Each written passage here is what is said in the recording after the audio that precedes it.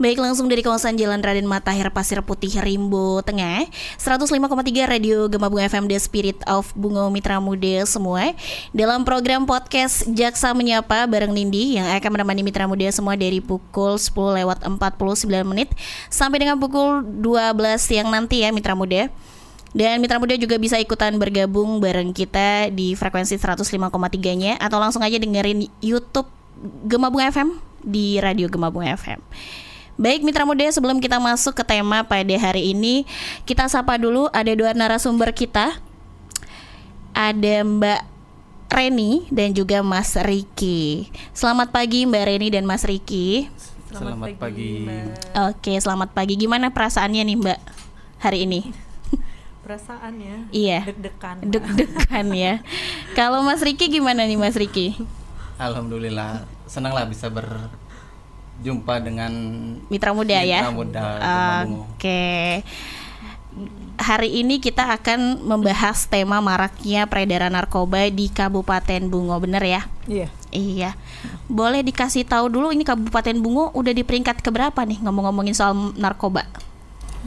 Untuk di Kabupaten Bungo sendiri, kalau kami khususnya di kejaksaan ini ya Mbak, kami dalam bidang penuntutan sendiri dari awal tahun Januari 2025 sampai dengan bulan Oktober ini sudah sekitar 103 perkara kasus narkotika yang dilimpahkan ke Pengadilan Negeri Muara Bungo. Oke, luar biasa banyak ya Mas ya. Sangat banyak sekali. Sangat banyak sekali.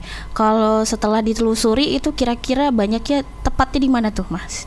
Apakah di kota atau dimasuk ke pelosoknya nih? Kalau di Bungo sendiri ini hampir tersebar di seluruh wilayah Kabupaten Bungo. Hampir tersebar ya? Hampir tersebar, cuman yang paling banyak tuh seperti di Pelayang tuh banyak, di Kuamang banyak juga. Oke, lumayan ya Mitra Muda ya.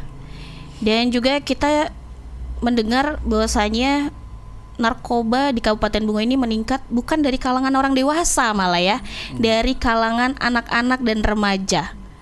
Iya. Itu kira-kira penyebabnya apa tuh, Mbak?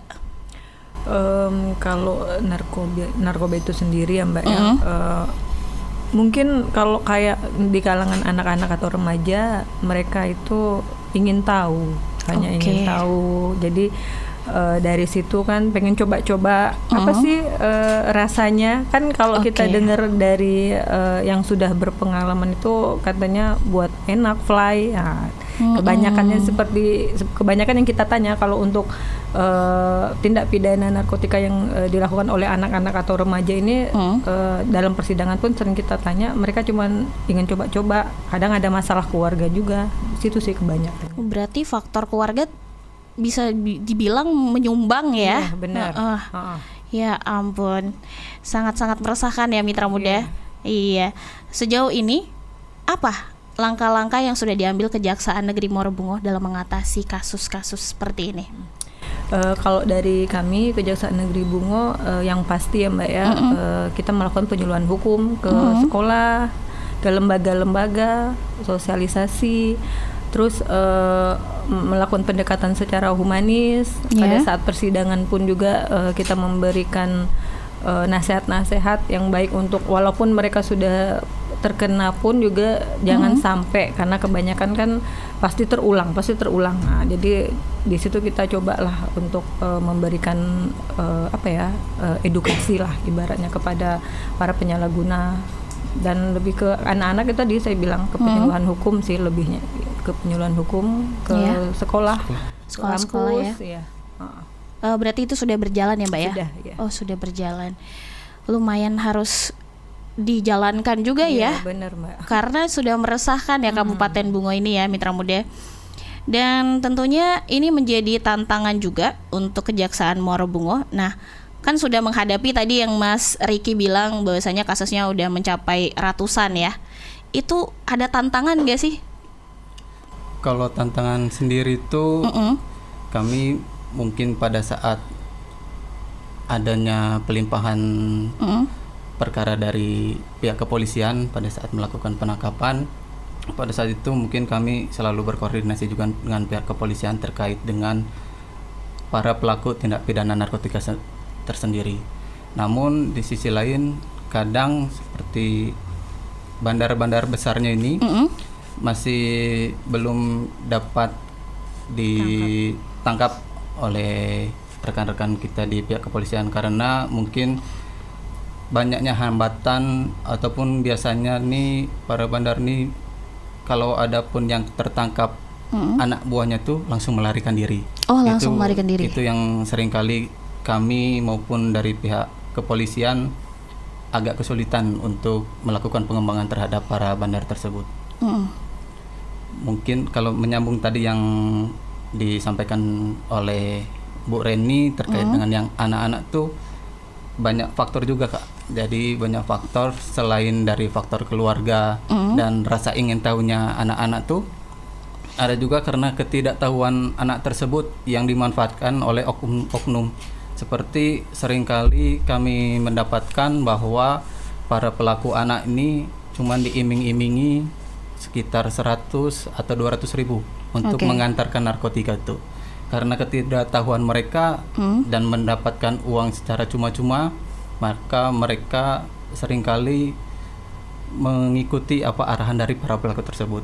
Nah, sementara itu meskipun para anak ini tidak mengetahui apa dampaknya dari dia mengantarkan narkotika tersebut, namun secara umum sudah diatur terkait dengan narkotika, tindak pidana narkotika ini di Undang-Undang Nomor 35 Tahun 2009 bahwasannya meskipun orang itu hanya mengantarkan narkotika dapat dijerat tindak pidana seperti itu. Oh, dapat dijerat tindak pidana, mitra muda ya.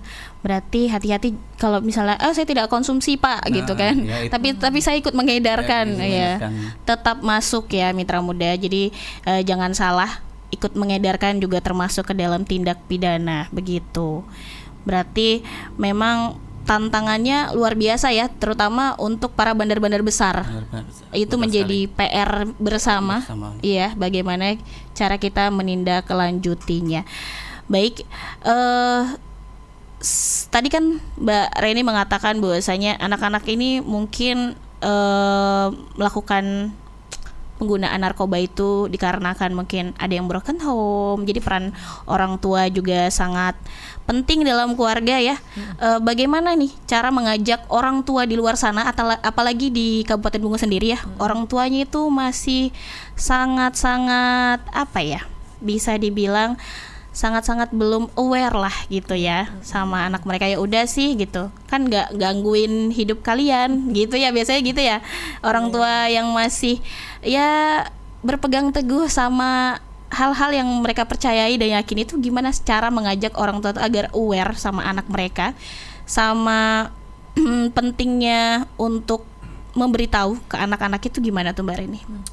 Mungkin kebetulan ya Mbak ya, saya sebagai orang tua juga kita lebih kepada pendekatan saja kepada anak kita sendiri. Mungkin kan karena kita sebagai orang tua kan tahu nih apa sih sesibuk-sibuknya kita sebagai orang tua, kita tahu kegiatan apa sih yang dijalani oleh anak ini. Apakah dia di sekolah ada yang menjahili misalnya, ataupun ada kendala apa, dan mungkin kalau saya sebagai orang tua, saya lebih sering bertanya kepada anak, apa ada kendala kah, ada masalah kah, lebih terbukalah terhadap anak. Terus kita harus tahu kegiatan apa, kegiatan anak-anak kita di luar ini bagaimana. Jadi jangan serta-merta kita memberikan mereka uang jajan, perhatian lah sebenarnya yang uang jajan ini pun juga Mbak, karena narkotika ini kita pun bisa dapatnya dengan jumlah yang sangat kalau di sini uang 20.000 aja bisa untuk beli sabu. Sudah bisa gitu ya? Sudah bisa untuk dia. Dan kadang pun juga ini anak-anak remaja ini kan kebanyakan juga itu tadi bilang dia kenakalan remaja, ikut-ikut temennya, dari dia mulai merokok, dari mulai dia ngumpul-ngumpul, jadi pengen tahu. Nah jadi kita sebagai orang tua pun harus lebih tahu lah apa kegiatan anak kita di luar. Intinya lebih memperhatikan, sekedar kita memberikan uang jajan, memberikan kebebasan, dia sekolah, pulang sampai rumah, kita nggak tahu kan apa kegiatan dia di luar sana, apakah memang benar-benar dia sekolah, apakah dia benar-benar memang menjalankan, misal dia les, apakah dia memang pergi les. Intinya sama-sama lah, karena sudah berapa kali saya sebagai jaksa menangani perkara tindak pidana narkotika terhadap anak-anak ini, sedih jadinya Mbak. Karena bagaimanapun anak-anak itu walaupun dia di bawah umur, dia harus tetap menjalani hukuman sebagaimana mestinya. Tapi memang mungkin bukan di lapas ini, tapi dia di LPKA di Muara Bulian. Tapi kan tetap juga dia harus intinya tuh terbatas ruang kebebasannya. Jadi memang sebagai orang tua itu intinya dilihatlah anak-anaknya, jangan serta-merta harus cuman guru aja. Betul. Diserahkan ke sekolah, dan jangan cuman kita memberikan dia itu kebebasan yang benar-benar enggak kita jagalah itu. Karena kan nanti kalau dia sampai terkena narkoba itu kita sendiri yang rugi. Kita sendiri yang rugi. Oke. Sejauh ini apakah di Kabupaten Bungo sudah ada yang direhabilitas untuk anak-anak? Kalau untuk rehab sejauh ini belum ada Mbak. Belum ada ya? Kalau untuk anak-anak. Kalau untuk dewasa mungkin ada ya? Belum ya? Belum juga karena, ya? Kebetulan Mbak, karena rehab untuk di Kabupaten Bungo ini tempatnya belum memadai belum memadai. Jadi kita pun kalau seandainya kita minta rehab pun dia pasti ke provinsi ya? Iya. Oke, begitu ya Mitra Muda ya. Masih banyak pertanyaan yang bakal kita tanyakan ke dua narasumber kita, dan Mitra Muda juga bisa ikutan bertanya bareng kita di sini melalui interaktif ya Mitra Muda. Jadi jangan kemana-mana, tetap stay terus di 105,3 Radio Gema Bungo FM The Spirit of Bungo bareng Nindi dan Jaksa Menyapa. Ada Vidi, senyumin dulu aja kali ya Mitra Muda, tapi jangan terlalu disenyumin juga, harus dihadapi.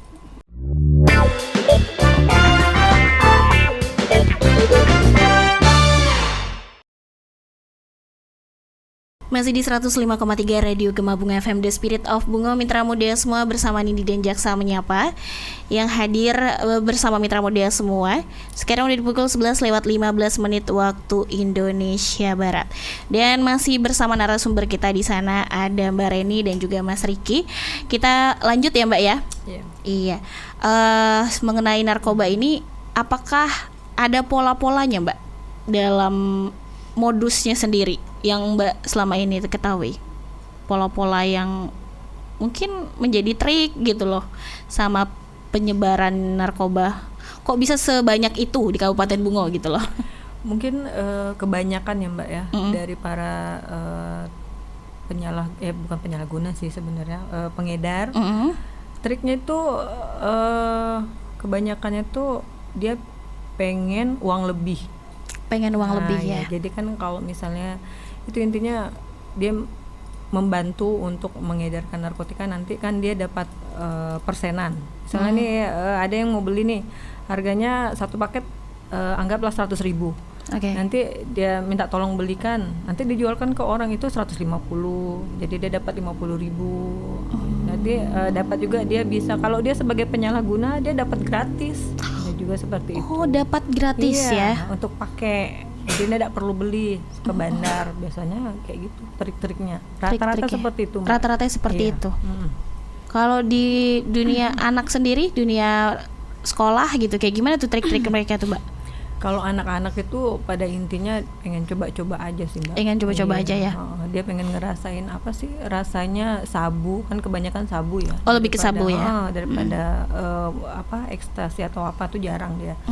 Paling dia rasanya apa sih, kata orang jadi senang, jadi bisa berhayal yang bagaimana. Nah, itu intinya. Bisa terbebas dari masalah gitu ya. Dari masalah ya. Padahal setelah itu mereka yang buat masalah jadinya kan. Media sosial itu kan sudah sangat jauh berkembang ya Mbak ya. Nah, seberapa besar pengaruh media sosial terhadap penyebaran narkotika sendiri yang ada di Kabupaten Bungo? Selama ini sih kalau media sosial mungkin sebanyak kita menangani perkara narkotika di Muara Bungo ini kurang ya kalau untuk di medsos ya. Paling dia lebih menggunakan aplikasi yang untuk ini ya, kayak WhatsApp, telepon itu aja. Tapi kalau untuk Facebook ataupun mungkin Instagram, selama saya menangani perkara di Muara Bungo belum ada sih, Mbak. Oh, berarti belum ada mereka yang jual di Facebook gitu ya? Belum ada. Kayak COD di mana nih gitu, belum ada ya, belum kayak ada. gitu ya. Berarti termasuk bersyukur juga ya, Mbak ya Mas ya. Belum ada sejauh ini sampai ke media sosial sendiri. Soalnya kalau izin menambahkan, soalnya kalau kita di share di media sosial, apalagi seperti pengedar di share di media sosial tuh kayaknya dengan mudah nanti pihak yang berwajib untuk melakukan tracking ya. Trackingnya. Iya. Jadi modus-modusnya tuh yang seperti tadi disampaikan oleh Bu Reni kan, paling melalui WhatsApp. Ada juga setelah dia berkomunikasi melalui WhatsApp dan telepon tuh, ada juga modusnya tuh seperti setelah mereka berjanjian tuh dia simpan narkotika tersebut di suatu tempat. Nah, setelah itu dia foto atau direkam video, dikirimlah lagi ke targetnya atau si pembelinya. Setelah itu orang yang menyimpan narkotika tersebut pulang dan si pembeli ini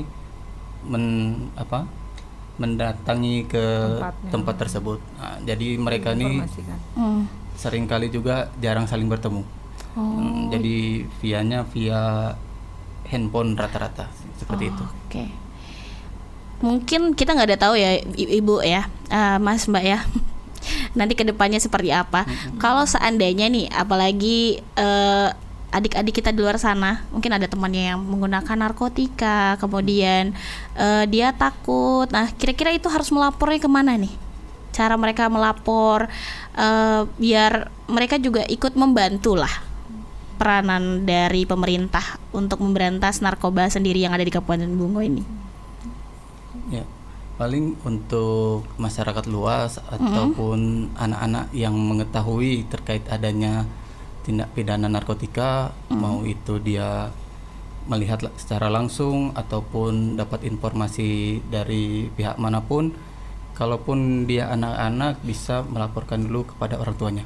Orang tua dulu orang ya? tua dulu. Soalnya seperti yang tadi kita bahas di awal, peran orang tua itu sangat penting di situ. Setelah dia mengetahui orang tuanya sudah diberitahu, orang tuanya ini sebaiknya melaporkan kepada pihak berwajib ataupun ke aparat setempatnya dulu di situ. Setelah itu bisalah bersama-sama laporkan kepada pihak yang berwajib. Karena di undang-undang terkait dengan narkotika tersebut ada di pasal 131 bahwasannya unsurnya apabila intinya ya Mbak, setiap orang yang tidak melaporkan adanya suatu tindak pidana narkotika itu, baik dia sebagai penjual yang memiliki, bisa dikenakan tindak pidana Mbak. Ancaman hukumannya itu lumayan juga, maksimal 1 tahun. Jadi untuk masyarakat khususnya di Kabupaten Bungo ini, apabila melihat adanya suatu tindak pidana narkotika, jangan segan-segan untuk melaporkan kepada pihak yang berwajib. Karena peran dari masyarakat sendiri itu sangat penting untuk memberantas tindak pidana narkotika tersebut. Oke, baik ya. Sebelum kita mungkin ke harapan dari kejaksaan, kita ada pesan dulu ya. Pesan beliau menanyakan, namanya adalah, sebentar kita cek. Namanya adalah Kak Lida dari Air Gemuruh. Apakah Kejaksaan Muara Bungo sendiri sudah ada berkolaborasi dengan masyarakat setempat, mungkin seperti RT, RW atau tokoh agama lainnya mengenai tentang pemberantasan narkotika yang ada di Kabupaten Bungo? Untuk saat ini kolaborasi kita sebatas dari sosialisasi itu Mbak. Jadi kita kan melakukan penyuluhan ataupun sosialisasi ini bukan hanya ke sekolah, tapi melalui lembaga juga. Jadi otomatis dari pihak RT ataupun apa istilahnya itu perangkat desa yang ada di desa ataupun di kelurahan, di kecamatan itu ikut serta lah intinya untuk pemberantasan narkotika. Tapi kalau untuk turun ke bawah, untuk saat ini kita belum ada, tapi hanya lebih kepada sosialisasi saja, itu aja. Oke, baik. Mungkin sebelum kita tutup ya Mbak, Mas, Nidi mau menanyakan, mungkin ada pesan untuk anak muda Muara Bungo di luar sana tentang bahayanya narkoba, mungkin bisa disampaikan. Kalau dari kita ya, intinya pesan untuk para muda-mudi ini di Kabupaten Bungo ataupun di seluruh Indonesia, pada dasarnya kita harus pede. Apapun itu yang kita jalani, kita harus menjalani dengan tanpa harus ada narkoba lah. Jadi kebanyakan orang ini kan berpikir bisa pede pakai narkoba, tapi sebenarnya dari diri kita sendiri pun kita bisa percaya diri tanpa harus menggunakan obat seperti itu. Nah, jadi apalagi kalau untuk anak-anak, kan kalian semua sebagai generasi bangsa, jadi jauhkanlah diri dari narkoba karena sangat berbahaya. Itu aja kalau dari saya. Oke. Kalau dari Mas ya, Mas? Izin menyambung dari Bu Reni yang dikatakan narkoba ini sangat berbahaya.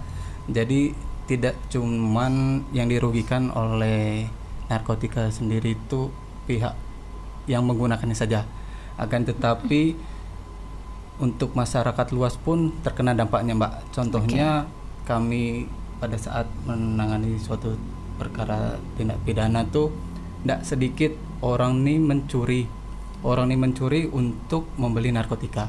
Nah, jadi kan mereka nih kayak roda berputar gitu, Mbak. Jadi setelah mencuri, uang hasil curiannya tuh dibelikan narkotika. Orang tuh tidak punya uang, mencuri. Nah, selain itu juga kadang narkotika ini disalahgunakan untuk para pekerja seperti pekerja dompeng, seperti supir-supir, yang mana mereka berpikiran bahwa dengan menggunakan narkotika ini mereka jadi lebih semangat.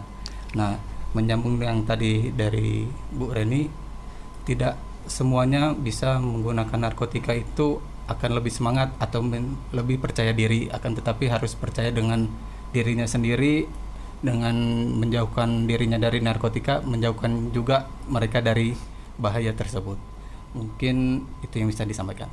Oke, baik, terima kasih untuk narasumber kita yang sangat luar biasa pada pagi menjelang siang ya Mitra Muda, untuk Mas Riki dan juga Mbak Reni.